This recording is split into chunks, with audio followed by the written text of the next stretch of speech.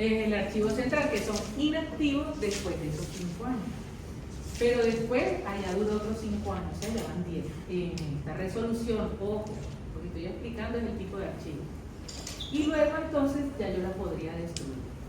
O sea, después de 10 años, con esta resolución, las historias ya se podrían destruir. Uno hace en el comité de historia clínica un acta, y les da de baja esa historia. Pero el archivo histórico no muere nunca. El archivo histórico son esos archivos donde tienen un valor científico, histórico y cultural de conservación permanente. Ay, es que Shakira fue allá al Barranquilla, al hospital Barranquilla, porque estaba por allá y se lesionó una patita. Y entonces le hicieron la historia de hay que guardarla porque es que ella es nuestra representación cultural. No, ese tipo de cultural no.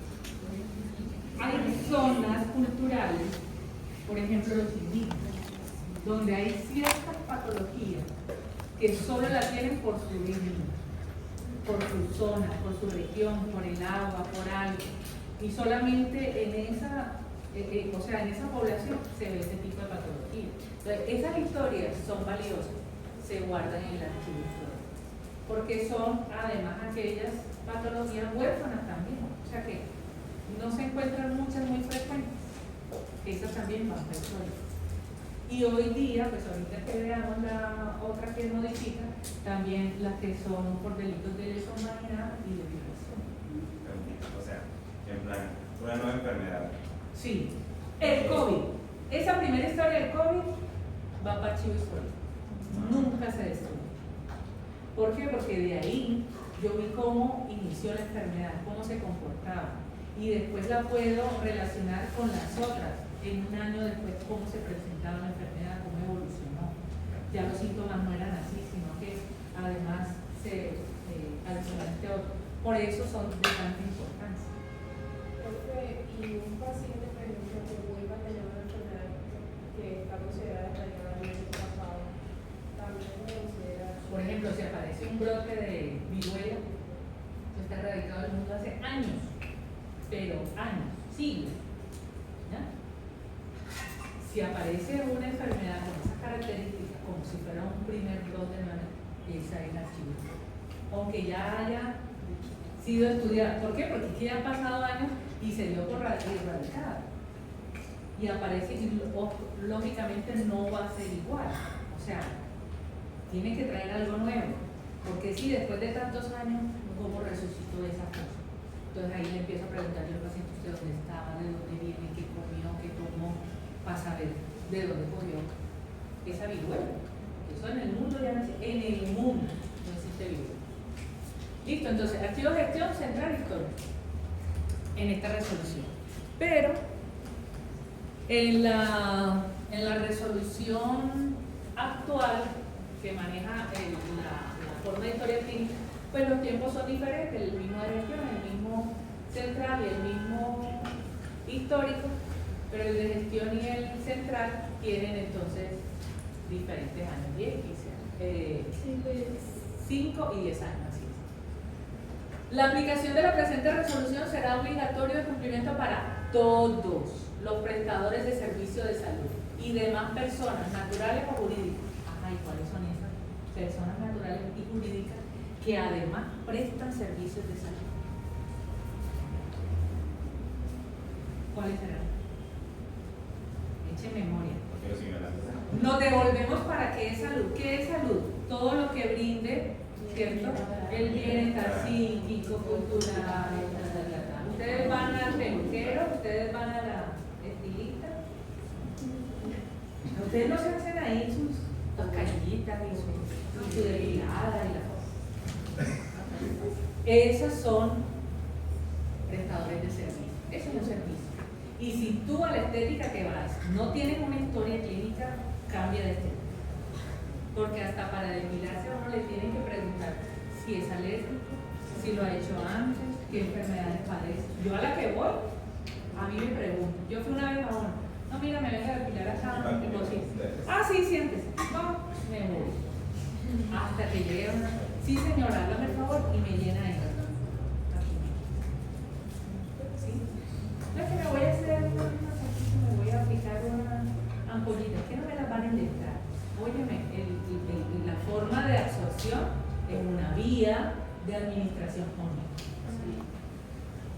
Entonces esos son prestadores de servicios de salud. Personas naturales son esas y las jurídicas, ¿cierto? Hay otros, como por ejemplo las aseguradoras. Yo voy a tomar un seguro de vida, ¿ya? A mí me van a asegurar por 500 millones, ¿sí? Pero yo no creo que las aseguradoras, sí, venga, fírmeme aquí, yo la voy a asegurar a usted. Y yo vengo con, Dios me libre, cáncer, con un montón de chequeras de hipertensión, diabetes, artritis, no sé qué, al día siguiente me muero y mis beneficiarios cobran 500 millones. Así es, ¿no? Si yo sé que me voy a morir en poco tiempo, yo cojo seguro de vida y si a mí no me hacen historia ni nada, están asegurados los míos. Por eso las aseguradoras le hacen un examen de ingreso y te dicen, yo te pago lo que no tengas a partir de hoy, que te estoy haciendo la historia. Usted es hipertenso, sí. Si te mueres por eso no te lo pago. Tú eres falta. Mire que hay algunas aseguradoras incluso que por suicidio no pagan. No lo pagan. Entonces, esos son otros. Que ya mencionaron. Cuéntame. Que no mencionaron. Me imagino que ahora viene eso, lo de las características, pero es una en especial. Aguanta el tarrón que ya viene. Aquí están y tú me las defines.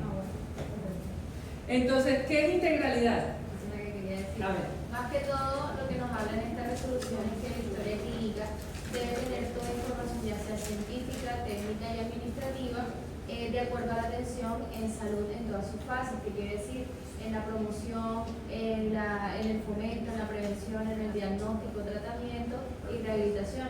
Y algo muy importante aquí es que hay que tratar al paciente como un ser integral. Integral. Entonces, la integralidad de las ojos que están en amarillo. Si yo te pregunto cuáles son las características de la historia clínica, tú me las mencionas.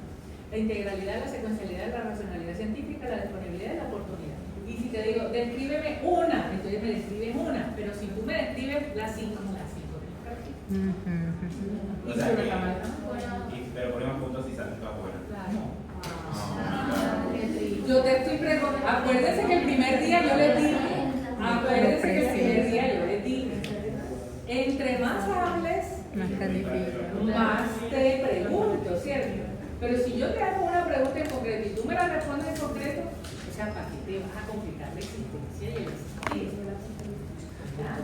No te pongas la soga en cuello,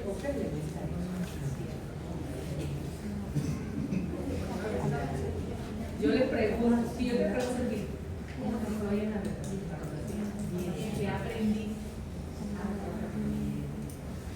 No, profe, me fue bien, no sé. Resumen, yo le digo resumen. ¿Te fue bien? Excelente. Ok. No, profe, pero quería comentarle algo especial. Que fue mi primera experiencia. Ok, cuéntame tu experiencia. Yo lo poquito, al lado se me sentó uno que tenía 10 días que no se bañaba. Y no, profe, y entonces yo iba incómoda, y llegaba a quitar. Chao, ahí se acabó. Ya, ahí me la tienes que contar. Bueno, entonces, íntegro es eso. Integra todo. Promoción, diagnóstico, tratamiento, en forma íntegra. Eso integra. Reunir información, es la información, ¿cierto? Información, porque la historia clínica es un documento que recolecta, que recopila. Información. Promoción, diagnóstico, tratamiento, rehabilitación, habla de los aspectos que componen el paciente. Secuencialidad. ¿Qué secuencialidad? Esa es la más fácil de escribir. Cronológico. ¿Qué significa cronológico? Hoy, mañana, pasado mañana, traspasado mañana, 3 días después, etc. No es hoy, antes de ayer, dentro de 3 días, así no puede ir el orden. Tiene que ir el orden cronológico. Secuencial. Registro con secuencia cronológica. Racionalidad científica. A ver qué es ese. Racionalidad científica. Porque la historia tiene que ser científica, lógica, coherente y clara. Ajá, pero ahora dímelo con tus palabras, porque eso lo dice la resolución. Ah, yo me sé la resolución. Yo necesito que me la expliques, así como yo te explico cada uno. Como tal, lo que va a hacer es introducir este criterio que alrededor científico claramente. ¿Científico es qué? Algo que ya está estipulado. No, Algo científico muy es concreto. lo que tú sabes. Ah, ¿Sí? Lo que tú sabes. Pero eso no sería empírico. No. Entonces, No, porque tú eres médico, ¿cómo vas a ser empírico? No, o sea, aquí dice científico. Científico, por eso estamos hablando del médico.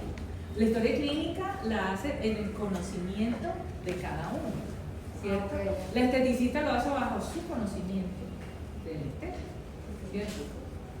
El médico y el especialista bajo su conocimiento. Por eso digo, el conocimiento es tuyo, lo que tú sepas como médico, si eres médico general, si eres médico especialista, si eres médico. O sea, yo no puedo pretender que yo te voy a demandar a ti porque es que tú no hiciste un tratamiento de un paciente con cáncer, tú no eres oncólogo. Tú puedes tener la noción, ¿cierto? Pero tú no puedes mandar. Para eso está el oncólogo, ¿ya? O sea, tú sabes que es un cáncer, que lo tienes que derivar a tal lado, pero quien tiene que hacer ese tratamiento es el oncólogo. Y si tú le haces tratamiento, se cayó el tanque de agua. Si tú le haces tratamiento, a ti te demanda, aunque el paciente se sabe.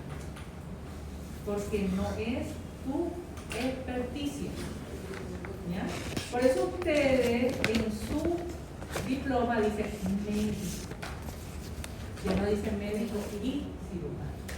Si ustedes hacen una cirugía por allá antes de los demás.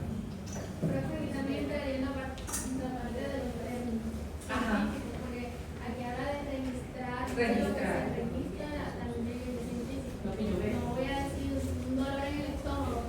Tiene un dolor en la chocosuela. Es certificar de todo. Le duele el ñanguito. Y yo le di entonces una pepa para que se le quitara el dolor del ñanguito. Tal cual.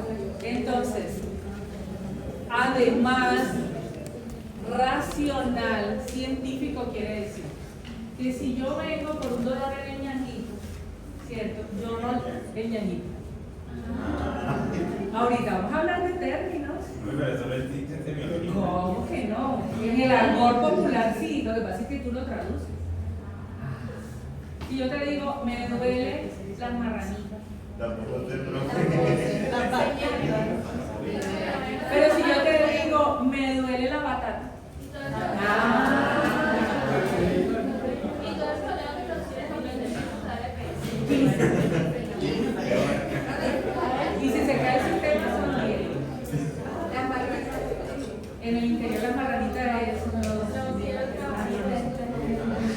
menos. no quiero escuchar. Pero yo te digo a ti, ¿te duele la batata? ¿Cuál es la batata? Aquí. Bollito. No, vamos a hacer un ejercicio después. Bueno, hoy no, mañana cuando empecemos a hacer motivo de consulta. Vamos a hacer un ejercicio de el argot popular. Es que el paciente viene con su lenguaje. Yo lo tengo que entender y lo tengo que traducir. Y si no sé cómo le digo, pero me podría explicar. Esa es la forma de la anamnesis. Vamos a aprender a hacer eso. Vamos a aprender a hacer. Señora, ¿cuál es su ñanguito? Entonces la señora dice, señora, ya yo sé que ese es el ñanguito. Ese es como el ñanguito. El ñanguito. ¿Cuál es el sobaco de la rodilla? El sobaco de la rodilla. El hueco popliteo. Es el sobaco de la rodilla. ¿Sí o no? Todo eso se aprende de la pues yo tengo los de la costa y tengo los del interior. Claro, yo costeña me voy para el interior, allá en el le he hecho el caño de lo que me pasó. Son cosas que le pasan a uno cuando uno está recién salido de la carrera, recién graduado. Y uno regaña a la gente, entonces puede uno quedar y uno aprende. Me pasó una vez o dos. Vayan buscando por ahí, hablen con las abuelas y pregúntenle las partes, las cosas y verán que salen un montón de partes y de cosas raras. Entonces, esa racionalidad además tiene que ver con que si la señora viene, fíjate cómo nos desviamos, viene con un dolor en el ñanguito, yo no le voy a mandar a hacer una ecografía del pie. ¿Sí me hago entender? O sea, si su motivo de consulta es dolor en el ñanguito, tengo que saber primero cuál es el ñanguito. Y tengo que revisar, aunque la reviso íntegra, todo, de pies a cabeza, tengo que revisar específicamente más ahí, necesito y preguntar más ahí y mirar la funcionalidad de ese de esa parte anatómica y demás.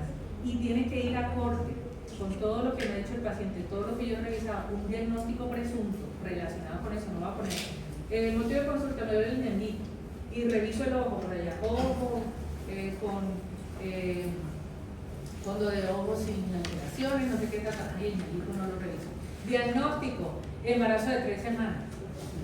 Plan, terapia física y rehabilitación del lenguaje. Eso es racionalidad científica, es decir, dentro de todo lo que integra, tiene que ir correlacionado, todo relacionado. ¿Ya? Eso es ser racional. Aplicar el criterio, por eso es el criterio científico a las acciones en salud. ¿Sí? Eso es. Criterio científico a las acciones en salud. Es decir, yo sé que si le duele el ñanguito y si se golpeó, tengo que buscar, como ese ñanguito es el fósil, es un huesito, la forma de buscar cómo está es tocándolo y tomando una radiografía, que es algo que no puedo ver directamente. ¿Cierto? No es tomándole un examen de sangre, porque no me va a mostrar sangre. Entonces pongo ahí en la especificación de la toma de sangre, por favor revisar los glóbulos rojos que pasan por el ñanguito, ¿no? No me va a salir nada. ¿Ya?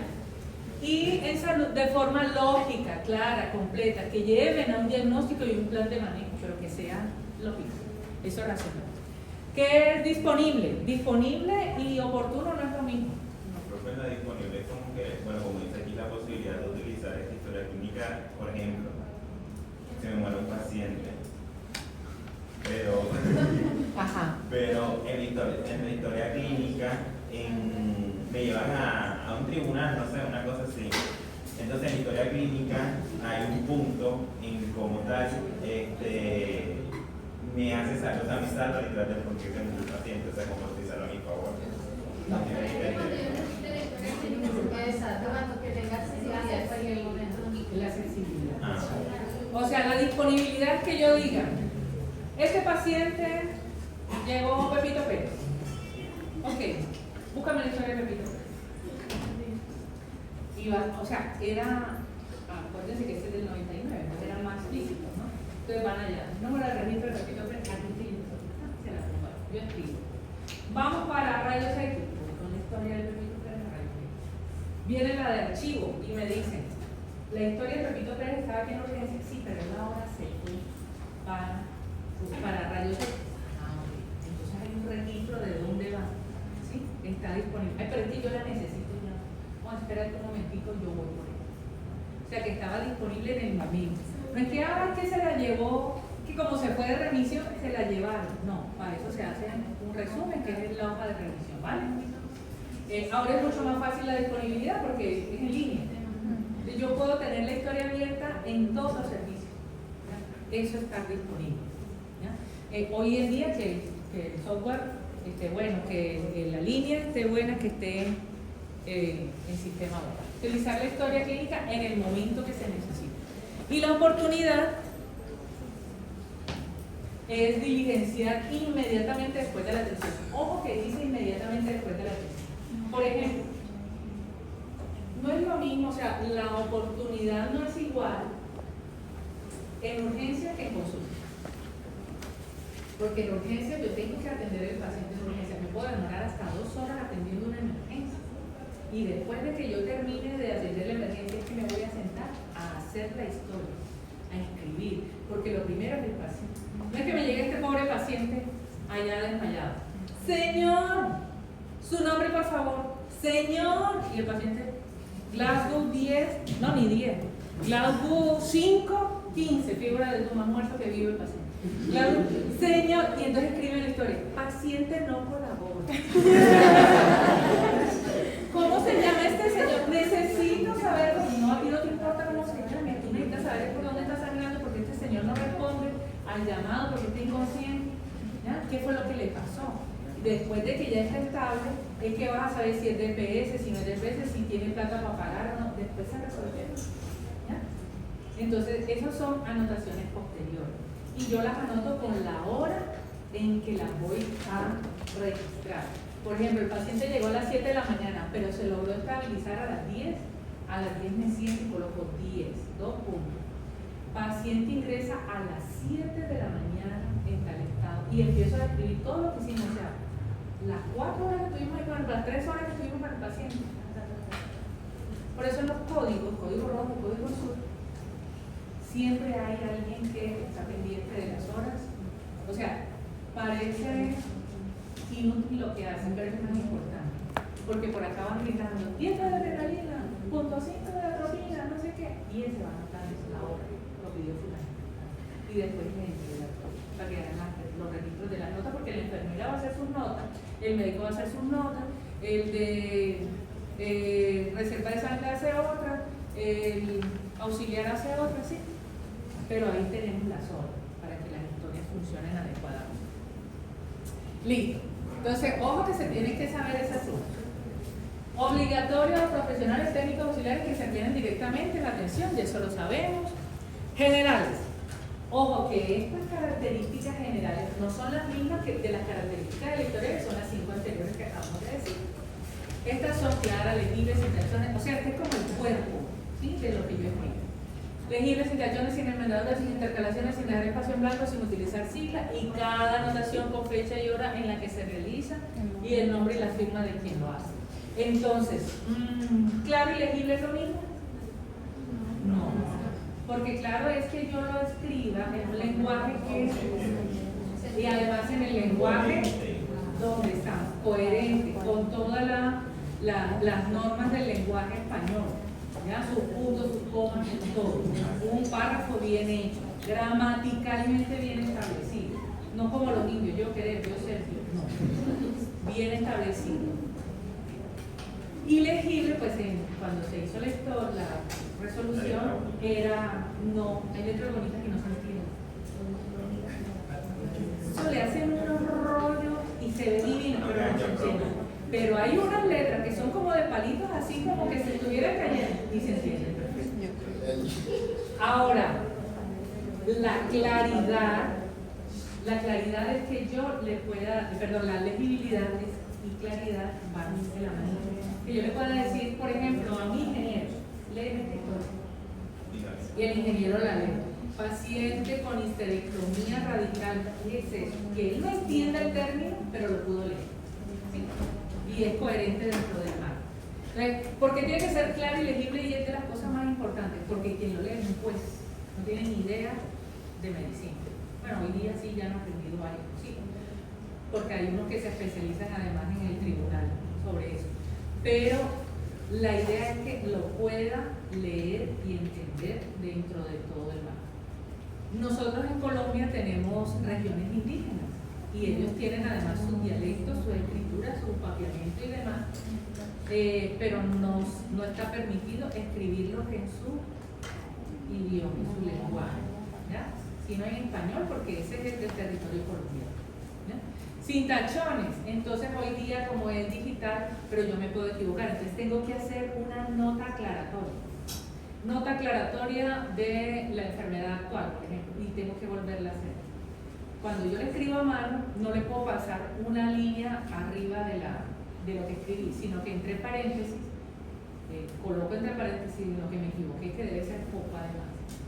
Y arriba coloco error o no, ¿ya? Pero no como hacíamos en la escuela que, ay, me equivoqué. Entonces cortaba una lineecita, escribí y la pegaba ahí. Corrector. Jamás, ni correctores ni nada. Sin enmendaduras, sin intercalaciones, es decir, que no dejen los espacios, sin dejar espacio en blanco, sin utilizar siglas. Por ejemplo, hay siglas universales. HTA, ¿qué significa? Hipertensión arterial. Pero si yo te digo IRA, ¿qué significa? Insuficiencia o respiratoria. Entonces debo colocar en lo posible. Hay siglas que son admitidas, pero solamente cuando se dejan por escrito y que son en consenso del comité de historias clínicas. El comité dice, estas siglas son permitidas. Cuando tú ingresas te dicen, mira, tú en tu historia puedes escribir estas siglas que ya sabemos cuáles son. ¿Ya? Pero hay gente que escribe todo en resumen. Por ejemplo, las siglas de siglas. ¿Qué me pasó a mí cuando... A mí me encanta ser docente de ustedes. Porque ustedes son mayores que mis hijos, pero ya mis hijos ya están creciendo. Pero bueno, van a llegar un momento que va a ser para conocer. Entonces, cuando mis hijos estaban más pequeños, claro, ellos hablan como con sus cosas. Y decían, no, escribían OMG. Y yo decía, Organización Mundial de Organización Mundial de ¿Qué es OMG? Oh my gatito, ok. Listo. Debemos colocar además nuestra firma y nuestro nombre. Doctor, es que tenemos sello. Sí, pero el sello no se pone como así de lado ni que no se vea. Se pone bien sobre la línea y la firma al lado. O sea, no tiene que cubrir el nombre, se tiene que ver perfectamente el nombre y la firma. Pero como ahora todo es digital, entonces es más fácil porque se lee bien el nombre. Apertura de la historia, todos deben tener una apertura cuando va por primera vez un prestador de servicio. A partir del 1 de enero del 2000, la identificación se da con el documento de identidad del usuario, si es mayor de edad, si es menor, con la tarjeta de identidad, si es recién nacido, con el registro de nacido. Pero como ahora hay un registro único de nacimiento, y ese es tu registro de nacimiento, tu tarjeta de identidad y tu cédula, no hay problema. Simplemente cambiamos el qué tipo es. Mucho más fácil ahora. Profe, y si este muchachito no lo ha registrado, ¿qué le ponemos? Entonces le vamos a poner el número de identificación de su tutor, pero el tutor directo es la mamá, raya el número de hijos al que corresponda. Por ejemplo, si yo soy el hijo número 3, entonces el número de cédula de mi mamá es 1, 2, 3, 4, 5, raya 3. Profe, si no tiene mamá, porque ustedes hacen una pregunta. El del tutor siguiente es su papá. ¿Y si no tiene papá? La abuela. Si no tiene abuela, el pobre miserable no tiene familia en este mundo. Entonces, el Estado se hace responsable del menor porque protege al menor. ¿Y cómo pone que el menor, el Estado da un número. Entonces uno lo y te saca el número del Estado. Sí. Pero el protegido no está nunca. La historia clínica única institucional con sistema de archivo y seguimiento de la misma dentro de la institución, pero bueno, ya eso lo sabemos también. Numeración consecutiva de la historia también eran las que eran a mano. Ahora pues todo solamente es el registro de la identificación. ¿Cuáles son los componentes de la historia clínica? Tú los dijiste. Búsquenlo porque todavía no lo sabes. Identificación del usuario, registro específico y no manejo. Está en amarillo. Eso es para el O sea que no saque 5. Yo le pongo 0 de una vez. Entonces, ya, corte, bajo 0. Si le estoy dando hasta la respuesta de la remontada.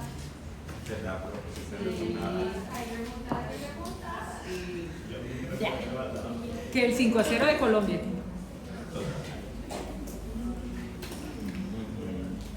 Esto, excepto esto, estas son todas las cosas o los datos, gracias, todos los datos que se necesitan y son los datos mínimos requeridos por la ley para la identificación del usuario: nombre y apellido, estado civil, documento, fecha, edad, sexo, ocupación, dirección y teléfono, domicilio, lugar de residencia, nombre y teléfono al acompañante, el parentesco y responsable del usuario, que no es lo mismo el que acompaña que el que responde, y la aseguradora y el tipo de vinculación. Aguántate un momentico. Entonces hay otros que cada institución los determina. Por ejemplo, la religión. Por ejemplo, ¿cómo es que es ahora que ya no es sexo, sino género? Eso lo determina cada institución. En el comité de historia pueden aumentar más cositas, pero lo mínimo son esas. Mira que, por ejemplo, puse el grupo sanguíneo y RH porque es como el más común también de lo que conozco. Una pregunta, La diferencia, sí, perdón, aseguradora y tipo de vinculación. Una pregunta, profe, por ejemplo, hay algunas religiones que no dejan que la persona tenga algún tipo de transfusión de sangre. En esos casos, ¿qué haría? Esos son casos, ¿cierto? Por eso necesitamos saber qué tipo de religión. Y se especifica. Entonces, tú, si te llega un caso, a mí se me murió una paciente. Y hace poco a mi esposo también se murió porque no permiten transfusiones. Creo que son los testigos de Jehová. También. Los testigos de Jehová, en su cultura religiosa, no permiten las transfusiones. Y el paciente firma su no aceptación del tratamiento. Eso es un anexo. Hay un formato donde dice, se le dice al paciente, se le explica y él no permite. Y él lo firma. Todas las veces que vaya, lo firma. Todas las veces que vaya. Doctor, y si va inconsciente y yo no sé qué testigo de Jehová, ahí te saltas. Pero si hay alguna forma que tú lo sepas, en la historia, el paciente, su documentación o algo, estás implicado, porque estás por encima de la voluntad del paciente adulto. Si es un niño, no importa que los papás sean testigos de Jehová, pero si eso es lo único que salva la vida del niño, se transforma. Pueden chillar, pegarse del techo, pueden poner todas las demandas porque el Estado siempre protege al niño. Era eso. Pero los papás no firman para el Puede firmar el rey de Francia, pero si es un menor, no importa. O sea, prima la salud y la integridad del menor. 18. Y Del menor. una pregunta ahí, por ejemplo, un adulto, sabemos que es testigo de Jehová, pero no tiene ningún documento donde... Perdón, pero si ese es, o sea, menor de 18, pero mayor de, o sea, entre 7 y 17 años, si él es consciente, porque ya a los 7 años se le da la conciencia al niño, o sea, se da por hecho que sabe qué es o que no es, que acepta o que no acepta. Si lo bautizan con ese tiempo. Y no, y él mismo lo dice, no, yo tampoco quiero porque yo, si está consciente. Pero si está inconsciente y no está por ahí nadie, ni nadie sabe, ni nada. Va. Para confirmar, la excepción es de 7 a 17 años. No, o sea, si entre 7 y 17 años el niño decide. Por ejemplo, es de testigo de Jehová. Pero dice, no, sí, póngame la sangre, yo no me quiero morir. Se puede. Si él dice que no. Pero si está inconsciente, se le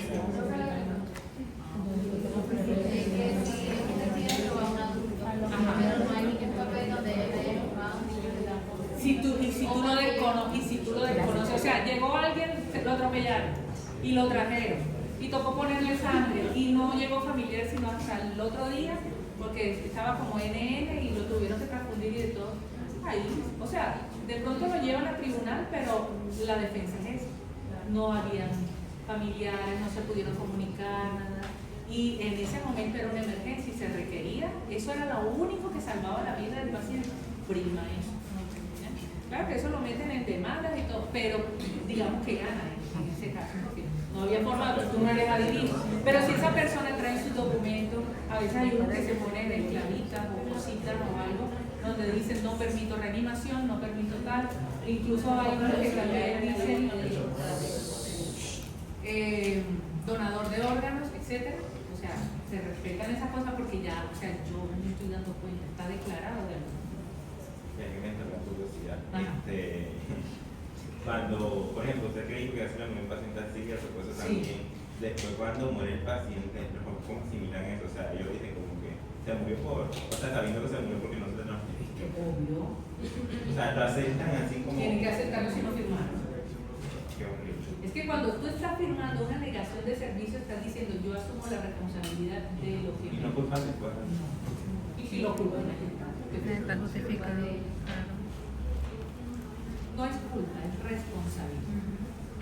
No es culpa, es responsabilidad. Porque, por ejemplo, yo asumo la responsabilidad en este caso de mis hijos y de mi esposo. ¿Ya? Aunque él tenga sus padres vivos, ya es mi responsabilidad. Igual yo soy su responsabilidad. En caso de que yo necesite algo, una transfusión, y entonces yo me convertí a la religión protestante, no, son testigos de Jehová, a los testigos de Jehová.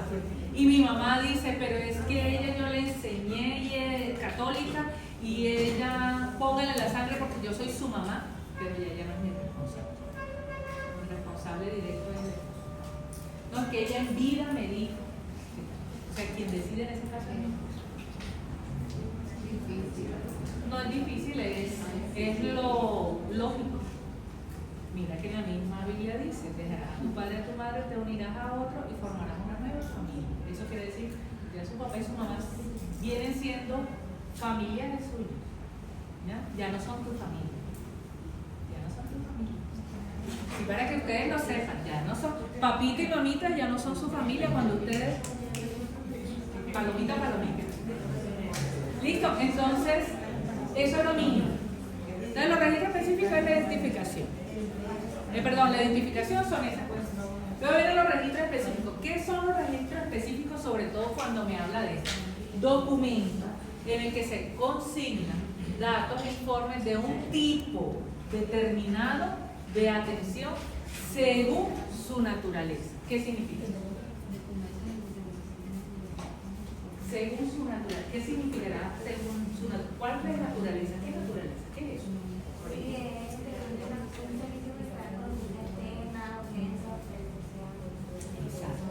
Y no solamente eso, sino dependiendo del sector de la salud que te atiende, si es el odontólogo, si es la fisioterapeuta, etc. Porque, por ejemplo, cuando ustedes van al odontólogo, usted no ve que le preguntan a uno lo mismo, ¿de qué sufre? Alergias, no sé qué, tal. Esa parte es como igual, pero después en el examen físico hay los dientecitos. Entonces dicen, obturado el 14, y uno dice, ok, tengo 14 dientes. Obturado el 45, ¿cómo que 45? 45 dientes, no me pueden caber 45 dientes, ¿ya? Y es que se divide en cuadrantes. Este es el 1, el 2, el 3 y el 4. Entonces el primero del 1 es el 11. El primero del 2 es el 21. El primero del 4, 41. Y así. Por eso tenemos tantos días. Entonces ya se alivia uno. ¿Y eso quién lo entiende mejor? El odontólogo. Y ellos ponen unas cruces y entonces dicen, este tiene obturado, este tiene amalgama, este tiene no sé qué, este tiene... Y le ponen unas flechitas, unas rayitas, unas cositas, y ellos leen la historia. ¿Ya? Ese es un tipo de historia que habíamos hablado, que es didáctica. Entonces, según la naturaleza es eso, ¿quién te atiende? ¿Ya? Pero casi todas las historias tienen esa primera parte del registro específico muy general, que son los antecedentes, motivo de consulta, la enfermedad.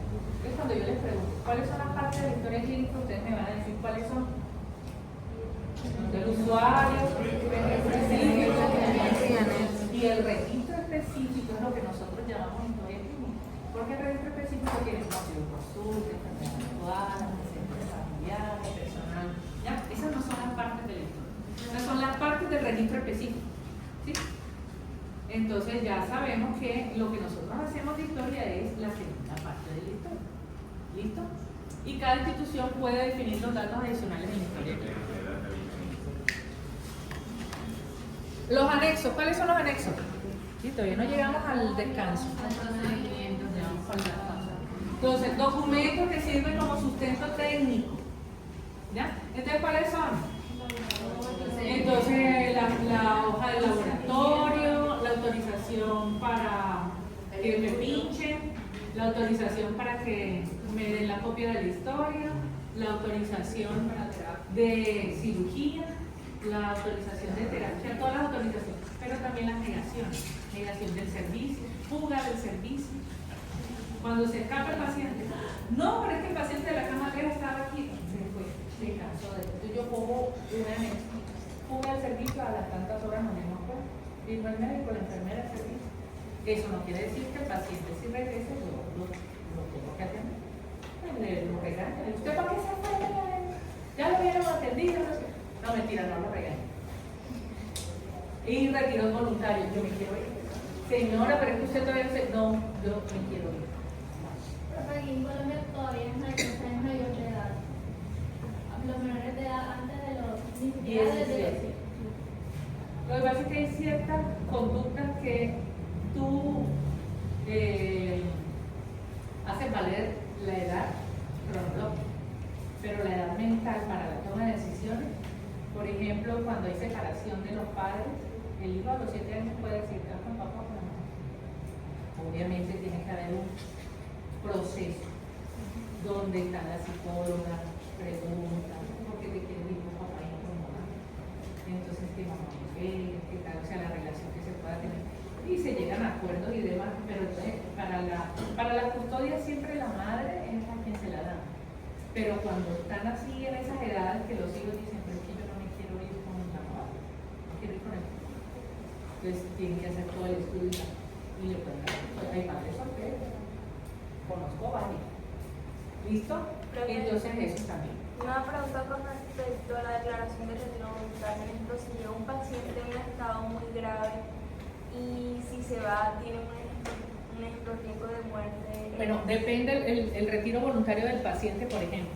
Si el paciente viene en estado de embriaguez, eso no es un retiro voluntario, porque está bajo los efectos, ¿cierto?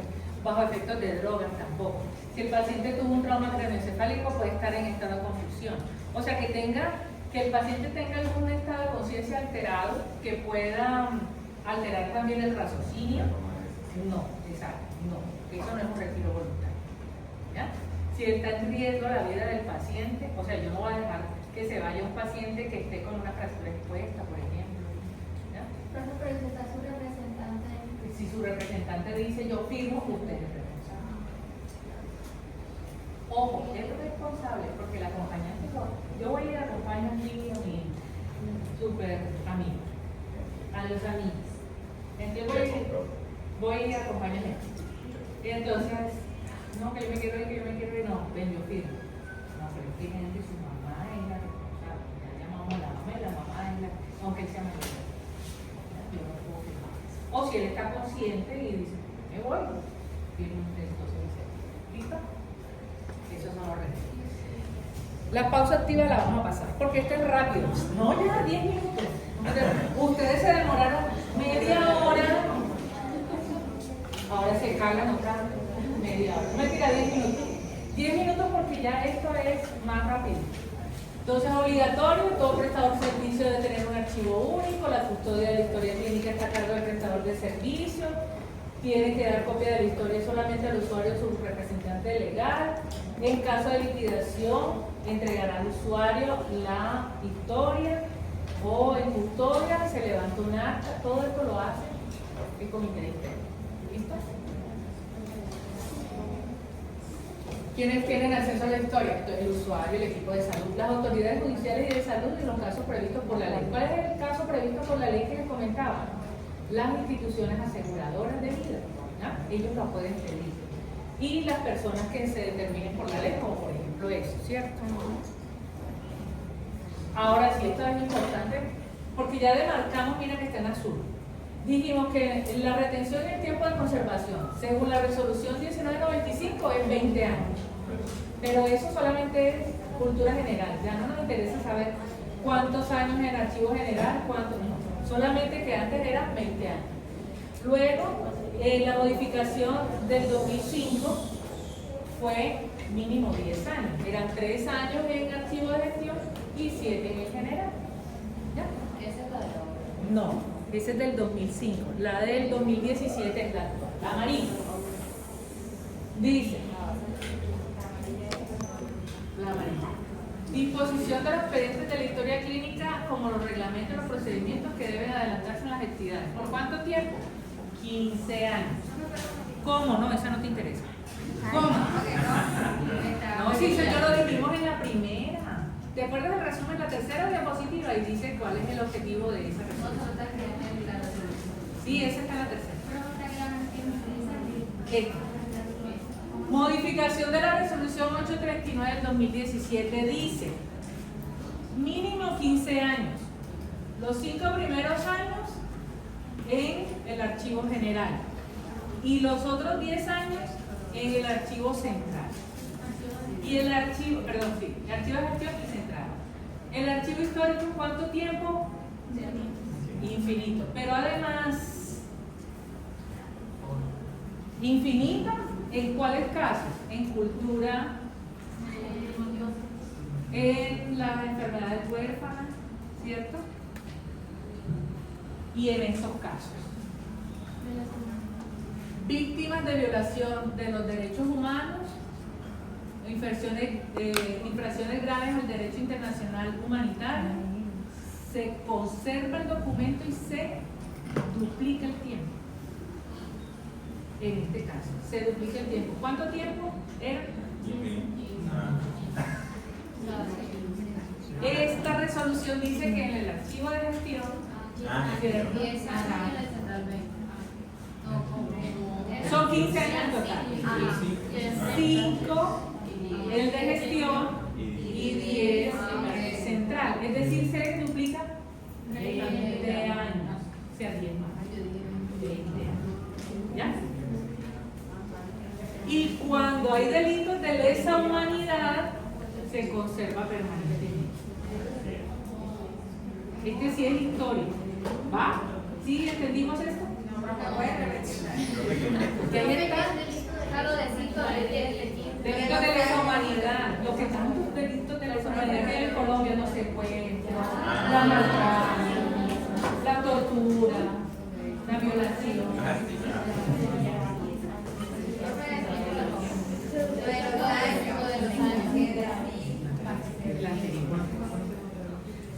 Ay, perdón. 15 años en general. 5 años en el archivo de gestión. Y 10 años en el archivo central.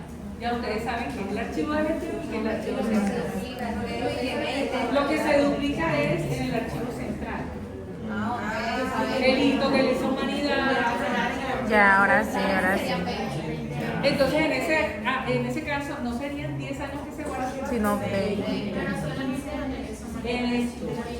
No, los de lesa humanidad son permanentes. En las violaciones de derechos humanos o infracciones del derecho internacional humanitario. En el archivo central. Ese es en el central por 10 años más, o sea, 20 años. En la gestión sigue igual. Y este es permanente, los delitos de lesa humanidad. ¿Ya? Bueno, nos falta este pedacito que es, pero la seguridad del archivo, pues como ya es bajo el software, ellos tienen un sistema de seguridad técnico y demás. Comité de Historia Clínica, que ya también lo mencionaron, es un grupo que está conformado generalmente por un médico, una enfermera, una parte administrativa y demás. Y esta resolución es importante porque antes era la 412. Esa 412 reunía, ¿cierto?, todas las políticas de atención integral, que era promoción y prevención. Ahora se llama Atención Integral en Salud, que es el PAIS, y el modelo integral de atención en salud, que son los MIA. Miren, esto es importante, porque si ustedes no saben esto, no saben cómo direccionar al paciente en promoción y prevención, que ya no se llama así. Ahora se llama mantenimiento de la salud y prevención de la enfermedad. Entonces, esta resolución 3202 del 2016 adopta el manual metodológico para elaborar e implementar los RIAs, que son las rutas del sexo. ¿A dónde mando yo esta cita? Yo encontré este hipertenso, encontré este joven, esta gestante, ¿cómo lo direcciono? ¿Ya? Entonces acá vienen estas. Ojo, la resolución 3280, ¿qué hace? ¿Cuál es su objetivo? Los lineamientos técnicos y operativos de la ruta integral de atención, de promoción y mantenimiento de la salud y las rutas de atención integral, que son los que te dice cómo hacerlo. Tienes que leerla para que la entiendan. Yo les traigo aparte nada más. ¿Dónde se aplica?